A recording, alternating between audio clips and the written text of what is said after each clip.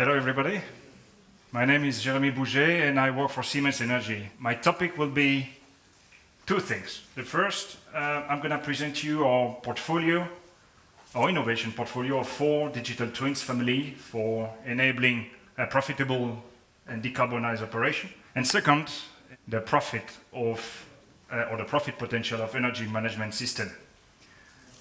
He said, if you recall his words, that a building manager was struggling to see value in it. But I see he's not in the room anymore, so yeah, we're going to have to forward him the answer at the end of the afternoon.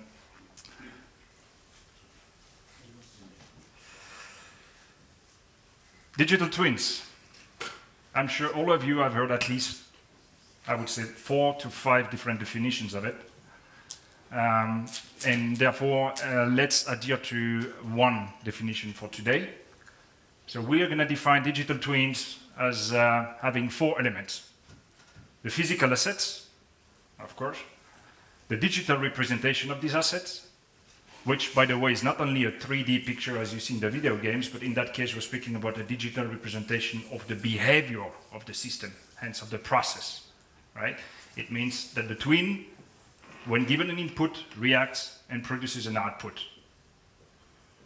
The third element is the connection between the physical and the digital assets, which in that case is meant to be dynamic, ideally continuous. And the fourth element is the output of the twin, right? The output produced when given an input. Now, all of us knows the simulation software out of our companies where usually a technical input is produced. But what we define here as a digital twin is something that produces a commercial output, which enables a what-if scenario. What if I change my fuel quality today? What risks may appear for my business? What profit consequences will those risks have? What if? So digital twins can represent a lot of different phenomena, being biologic, being economics, and physics. And that's what we're going to speak about today, since we're going to speak about energy and the energy market. You know that picture? Onyeche presented this to you this morning. Energy, Siemens Energy covers the complete value chain of the energy market, right? From the extraction of the primary energy through the generation up to the transmission. And as you well know, we're also ramping up our sustainable business with green hydrogen, green fuels, green methanol, and green ammonia. Now, honestly, it's clear to us that the future is not fossil energy. On the long term, fossil energy as we know it today is not sustainable. And actually, our vision is based on a decarbonized journey. Actually, if you read our statements on our webpage, we strive to become the most sustainable player of our industry. And this decarbonization is not going to happen just like this, right? It's going to come with challenges and deep changes, which will result in pains and gains for the market players. Why? Because the renewable energy, as mentioned this morning, per se, is volatile. And now you bring a volatile energy in a supply and demand driven market. What's going to happen? Risk and opportunities, of course. The most important is that you are able to predict this volatility. And hence, the demand for software to predict and for digital twins. To predict what? To predict the demand being the prices of electricity, the prices of fuel, the prices of hydrogen, or green hydrogen, e-methanol, and the supply, which is the availability of my assets. Will my asset be available tomorrow for delivering on the commitment I made on the market? Or will anything happen? How big is the risk of the reliability, which I have to take into consideration in my planning? Actually, it's not only about the decarbonization itself. And you will have seen that as well. We observe new incumbents in the energy markets.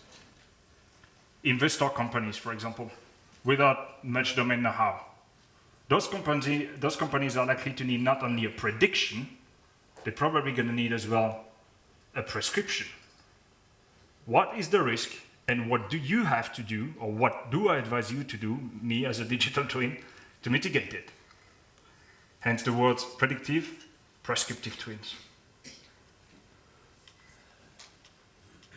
So this is why Siemens Energy has developed energy-scale digital twins. Now, how does Siemens Energy, as a historical advanced hardware product company, develop digital twins? Well, Siemens Energy, through Siemens legacy of around about 100 years, has definitely an expertise in energy machinery, in power plant solutions, as well as in operation and maintenance. Clearly, when it comes to that, believe me, we know our stuff, right?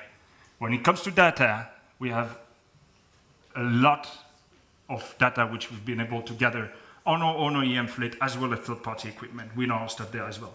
When it comes to data collecting and data processing, remember we have a strong expertise in control system. Some of you may have heard of the T3000 control system, for example, for power plant. Here again, data management, we know our stuff. But that's not enough for prediction, right? And for the rest, we clearly will not make the mistake of reinvent the wheel on our own. We have strong partners. Example of which, AWS, Amazon Web Services, for IoT and AI services and cloud technology, and NVIDIA, which some of you will know from the video games, for GPU, graphics processing units, enable machine learning, deep learning, as well as for virtual reality and experience reality application. Here are the 4 families of digital twins. Remember, I said 4 digital twins. It's actually 4 families, if you take it very strictly. Let's start at the bottom right. Autonomous operation. That twin aims to enable demaining or low maining of inspections via image analytics models, which can be deployed on site robots, for example. By the way, such an innovation has received 2 weeks ago the Corporate Innovation Prize from the hand of our CEO. The guys have developed a twin, or a software in that case, that is able to navigate the robot purely on image recognition, without any GPS connectivity, nor Wi-Fi/mobile internet connectivity. The output of these unmanned inspection and the analytics of the image can be fed into a system reliability twin, which will consist in a prescriptive anomaly detection model for seeing anomaly in reliability as well as in performance and performance degradation. Here it's about delivering, or the system delivering, useful remaining lifetime, as well as performance degradation, and to make component-specific degradation mitigation. The energy consumption twin, consists in process models of component in all full plants. It aims to reduce the input energy of consumption, like, for example, fossil fuel, and therefore it directly contributes to the sustainable targets I mentioned before. It can be, for example, a combustion tuning model for combustion turbines, for example, or consumption anomaly detection models, which will spot abnormal consumptions in different systems of the plant. And finally, the energy management twin, which refers here to the economic management of energy supply and demand within a plant or a microgrid. This twin shall enable the operator to find the best economic answer to 2 questions. The first one is, shall I make my own power with my secondary power supply on site, or should I rather buy it from the grid? Which one is more economic? Which one is greener? That's going to play a role in a couple of years. Greener, right? Clean certificates coming in, RED II regulation being enforced. The greenity of the power will probably grow, which you're going to have to take into consideration for optimization. The second question is, if I've produced electricity in surplus, which is likely to be the case if you have renewables, do you sell your surplus now, or do you store it for selling it later? Now, realizing that it is not as easy as it sounds, digital twin brings, of course, challenges, right? The complexity of building and maintaining a digital twin can easily erode the value created by it. Example, for building a high-fidelity twin, you'll need data, and here is actually your first challenge. Everybody has tons of data today, but how much does it cost to extract them and to prepare them so that they can be normed and used for training a twin? And then having a model is nice, but how long does it take for the model to actually produce an output, right? Depending on the model technology you're in, whether you go for a physical model or whether you go for a machine learning model, the solution, the solving of the differential equation behind it can definitely take hours or even one day. At the end of the day, you do not need the perfect model. What you need is a good enough model for your purpose, right? The same applies to the training. If you have a machine learning model, you need to train that model. Once that model is trained, at some point you'll experience data drifting. Now, how often do you want to retrain? How often is actually good enough, right?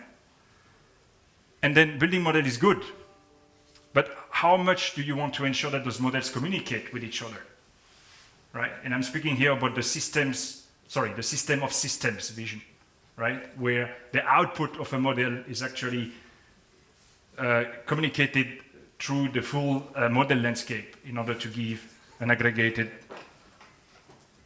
diagnostic. So at the end of the day, it does boils down to the usual question is, what is the cost of complexity versus the benefit generated by it? Now, how do we do that at Siemens Energy? We do the job for you, right? And we do it in 3 different ways. The first way is software as a service, as a subscription model. The most economic deployment of software is the cloud, as you will know, which enabled as a service. However, you can also deploy on-premise, if need be. In that case, the customer will have the responsibility of interpreting the diagnostic coming out of the output, as well as implementing the mitigating action on its own. Right? Should the customer need advice? Remember, there's new incumbent in the market with less domain know-how. If they need support, we propose to embed this software into an advisory service contract, where Siemens Energy will support the customer for interpreting the diagnostic and advise him for the implementation. And should the customer need service or support for the implementation of the action, we propose to embed the software as a service in a managed service. As you will know, long-term contract, operate and maintain contract, probably rings a bell to you, where Siemens Energy essentially takes a portion of the value chain of the customer business operation. In that case, the digital twin will enable both partners, so Siemens Energy and the customer, to improve the overall availability and, of course, to maximize the profit of the operation. Now, let us speak about a concrete use case, and I'm really missing Miguel in the room now because I would love to show him some concrete answer to his question of before. This is something which you may know because it was in Portugal. And this is a prototype of an energy management twin, which was deployed within the EU-funded EU Sysflex project here in Portugal, in Venda Nova area. So in case you do not know the EU Sysflex project, this was a 4 years prototyping project financed by EU, European Union, aiming to develop solutions for enabling a decarbonized energy system in Europe. It gathered 34 organizations, public and private, and the objectives were broken down in 12 work streams. Right? So we, Siemens Energy, took part with Energias do Portugal, with EDP, to one work stream aiming to develop a smart transmission tool which centrally manages the interface between renewable energy, RES, renewable energy sources, in that case 2 wind fields in Alto da Coutada and Falpera, a variable speed-driven storage station, which is the Vendanova Dam, number 3, and 2 markets. The ancillary service markets, in that case secondary reserve, managed by the TSO REN, if I'm not mistaken, and the energy market, which includes day-ahead and intraday, directly with the market authority, which I think is OMIE in Portugal, if I'm not mistaken. The challenge was, ta-da, to show economic benefit of central management. It means here a profit increase, compared to the case where each asset is trading individually. Challenge 1. Challenge 2, enable the use of RES for reserve commitment, which you would agree, per se, is quite of a complex thing, because RES are volatile and commitment means you have to deliver. Our solution was a virtual power plant, a VPP, made of 2 elements, the VPP core and the VPP controller. The core is machine learning-based predictive prescriptive software deployed on the cloud, and the controller is a rule-based software deployed on-premise. As you see on the right side of the slide, the principle is actually very simple. As an input, the VPP gets publicly available information, which is the weather forecast, in that case the wind, of course, energy market data, which refers to the open market bid calls, as well as the reserve demand, and asset data, and that refers to the availability of those assets here. Right? That comes as an input in. As an output, the VPP core produces 2 outputs. The first one is bids as being an offer to commit on a market, on the ancillary markets, secondary reserve as well as the intraday market, and for the awarded bids, and I repeat, for the awarded bids, a dispatch schedule, which will be forwarded to the VPP controller for implementation.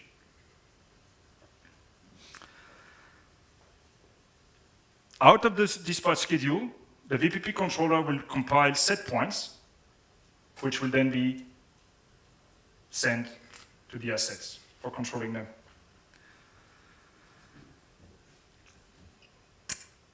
We will go deeper into the VPP core, if you want, as it includes some innovative technology which I'd like to share with you. So the VPP core software includes 3 different modules.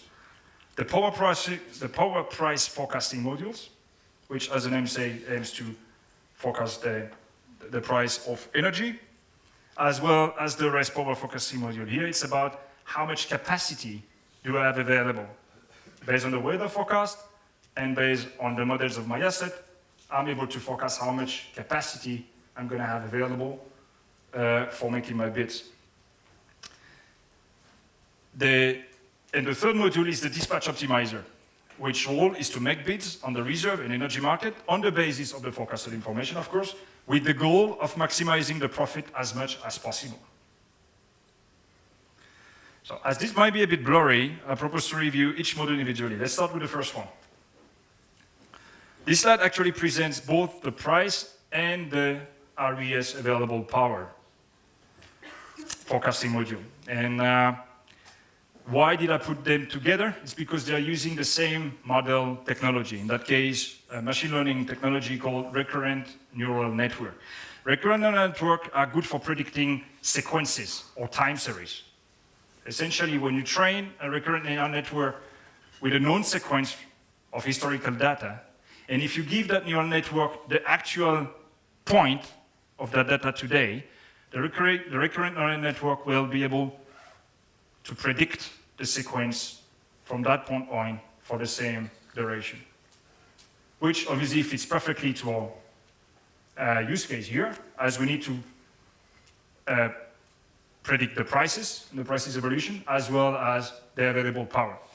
So you can see here on that picture, I put that picture here to essentially illustrate what I'm saying. That's relating to 6 days in 2016. What you see in blue is the wind power, the historical power. What you see in red is the sun. And what you see in gray is the demand, what they call here the load, right? And the black line refers to the historical prices, so the actual prices as it was back that time, right? And obviously, as you will recognize, when the offer increases for same demand, then the prices sinks, right, logically. What I want to show you here is that those dashed lines which you see here are simulation we did with different kind of technologies, different kind of modeling. And you might be too far to see it now, but essentially recurring neural network provided the best result, hence we chose that technology for modeling. Now, the forecast delivered by this forecasting module is updated every 15 minutes. It means that every 15 minutes, 2 outputs are delivered by this module to the next module. 1, the power price forecast. 2, the available renewable power, in that case, the wind power forecast. Now, where does that go? That goes into the third module, which is the dispatch optimizer. As the name says, the job of the dispatch optimizer is very simple. It's to optimize when to dispatch which asset in order to maximize the profit of the VPP. Now, the real optimization actually happens after a commitment is made, right? You can't optimize without boundary condition. You need to fix the boundary condition, and then within it, you optimize. So hence, the module works as follows. It submits a day-ahead price based on the prediction we made, right? And when that bid for day-ahead is awarded, then the software or the algorithm will make scenarios. Like, for example, much more wind than expected, as much wind than expected, much less wind than expected, right? And for each one of the scenarios, the algorithm will actually further calculate a couple of decisions, which can be make an additional bid on the intraday market. This is where more wind blows than predicted. Of course, you want to use that energy, so you make a bid on the intraday market in order to get more profit. Another decision could be buy power from the intraday market, and this is where you have less wind than predicted, and of course you need to compensate. Another decision could be do not do nothing and pay the penalties, which is also a commercial decision, right? Those scenarios are ranked by probability, by the system, depending on the actual signals coming, and the output, the scenario with the highest probability is basically turned into a bid on the intraday market. So the outputs of the dispatch optimizer module is a dispatch schedule, as we said, which is delivered to the VPP controller once a day, right? Once a day, a schedule for the day ahead is generated. Now, that schedule gets actualized every 15 minutes, depending on the awarded intraday bid, which are made down the line to optimize the profitability. So what happens to the dispatch schedule? It now flows to the VPP controller, as we said. What did we say? Controller is no longer cloud-based, right? You are coming out of the analytics system, and you're going down now to the real stuff, to control, right? To the field. So unlike the VPP core software, which is cloud-based, just repeating myself, the controller is on-premise. And why? It's obviously to enable fast reaction times, right? That's to be close to the control. It is based on the robust Siemens energy control software WinCCOA, which some of you might know. Note, the controller can be connected, as I mentioned before, to each asset directly. However, in that case, in the case of UCSplex, the controller was connected to the load dispatch center of ADP, SCADA base in Lisbon. The job of the VPP controller, also very easy, is to implement the schedule and to reduce deviation by sending the right set point to the different assets. Easy. So shall an imbalance occur between schedule and actual, due, for example, to less wind than expected, then the controller will apply a dispatch variety rule, which was predefined in the system, and which is more likely to be, in that case, to dispatch the hydro storage. All right, still awake? I'm doing my best. We're coming now to the summary. Try to focus on that one. Everything is on this slide. Summary. What have we said? I presented the challenge. I went to the detail of our solution. We saw that our solution consists of two types of software, a VPP core for analytics, cloud-based, including 3 modules for forecasting and optimizing, and a controller, rule-based, on-premise. Right. Now the question is the challenge complete? You tell me. The answer is yes. The challenge number 1 was to show economic benefit of central management. Well, and I wish Miguel could be in the room. I'm really missing him now. Miguel, if you hear us, in that case, we were able to increase the selling profit by 2% over a period of 1 year. We increased the profit by 2% by aggregating those energy sources and trading them in an aggregated way over a period of 1 year, compared to the case where each energy source will trade independently on the market. It includes, of course, the day-ahead market, it includes the intraday market, it includes the reserve market. Moreover, that's not enough. So Miguel, please continue hearing us. We were able to substantially decrease the imbalance events, right? Those events where you're not able to fulfill your commitment, when you're not able to fulfill your day-ahead planning, even though you have the possibility on the intraday to react. And we were able to reduce those imbalances event by 40%, right? As you know, imbalances are mostly linked to penalties, which of course will impact your profit as well. Challenge number 2, use the RES, or renewable energy sources, to participate in the reserve market. Here also, that's clearly a challenge complete. By leveraging the variable speed storage at Vendanova Dam, we were able to successfully use the RES into the reserve market and to fulfill our commitment. I'm going to end this presentation with 2 good news. The first good news is that we actually simulated that again.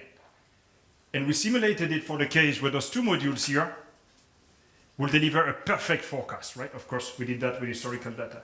Now, if the forecast here is perfect, then we can increase the profit potential from 2 to 20%.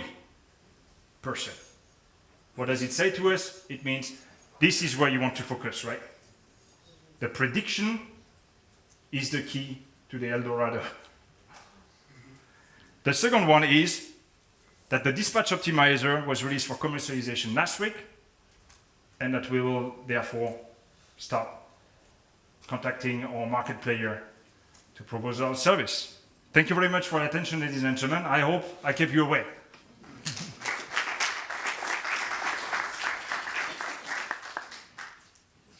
Yes, you did. All right. I think that was very clear. Presumably there are lots of other applications for the new models that you introduced, and you have just focused here on a particular use case. Mm-hmm. So, question, we have 2. That hand went up first, but the mic's nearer to here. So it seems a bit unfair, but you're in the same row, so. Thank you. Jeremie, right? I think really smart presentation in these energy/market simulations. Did you notice if, of course, it had an impact, the COVID and the Russian, in your predictions and the ML? What did you learn from these fast changes in the system and in the market towards in your models? That's a fantastic question, by the way. Okay. So EU Flex was ended, if I'm not mistaken, in October 19. So prior COVID. So you could argue that those recent perturbations in the grids as being COVID and the shortages of gas are not represented here. It's a fair argument. However, at the end of the day, whatever the uncertainty is, what's important here and what was proven in terms of concept is the fact that you can react to it or against it by predicting it. Right? So if you'd ask me now, how we will incorporate those new perturbations, I would say should definitely make sure that we use the recent historical data to train our recurrent neural network, most definitely. That would be my take on it. Okay, I think that's... Just to finish, as for the rest, we agree, right? The dispatch optimizer and the controller will remain same. I mean, that should not be impacted again. So I suppose to be clear, is this system, was it part of a trial or is it now in service and active? Yeah.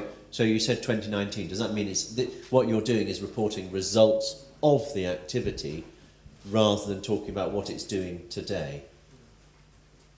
I mean, it's a great example either way, but... Yeah. So coming back to the project, to use Sysflex, we did two types of validation. The first one is a simulation with 1 year of historical data. And then we did an online, so EDP allowed us to do an online verification by making sure that those assets are obviously dedicated to it. And we did that during 2 weeks. By the way, this is also public stuff, right? It was communicated not only by us, but also by EDP. And there is much more you can find. Okay, question here. So thank you for the presentation. So my question is towards the business model. You showed us an S-curve with a 3 remuneration or commercial way to sell your service. As in the business strategy, we are trying always to get a comparative advantage or a competitive advantage. I was wondering if you have some modules in your software standalone that does not exist compared to the managed services, if it's something hidden that you can take advantage on O&M part, something towards that. Okay. Which company do you work for, sir? Zagop, it's a EPC contractor. Okay. For generation plants? Yes, as well. We have some consortium down there in South America. And may I ask, do you do operation services as well? No. Only construction? We subcontract you when we need. Okay. How to answer your question? So your question was whether we have in those services software included which is not commercialized as such? Correct. Not in terms of digital twins, no. So the 4 families I presented you can be sold standalone if you want, or within a managed service, if that's your answer. It's all the same. All the same. Okay. Next, just sure. I was Also curious about the way you adapt the model in the software to each market, because of course we have different regulatory components for price prediction, and it's a really complex market. So how do you do this adaptation market to market? Yeah, so you're right. That's definitely a case-by-case story. And I have to be frank, the way it has evolved is first come, first serve. So we had a pilot in Portugal, of course. We had also a pilot in the Netherlands. By the way, for some reason, the Netherlands pilot was quite tricky when it came to market prediction. We had pilot in Germany, we had pilot in the US. In the US, we had difficulties as well because certain states of the US are liberalized in terms of market, others are still very centralized. Typically case by case. So what we will need is the regulation. We will need to study the regulation well. We do that, of course, not alone, but with the customer. And the data, of course, plays a very big role. Right? 1 year of data is definitely what we need here. And now, if you want to model the events with user mentioned, you need the data accordingly as well. Okay. Just one point, because I think on the business model, when I say that this is the same as that and that, what I mean is that the software standalone here is included in those services. Now, the value you get as a customer from those services is obviously far more in terms of scope than what you get with the software. I think that's clear, right? For sure. And the value is realized by the service, of course, but to a certain extent as well by the commitment which we provide. As you will understand, we will not commit the same way for a 10 years long-term program as for a very transactional business, right? Thank you.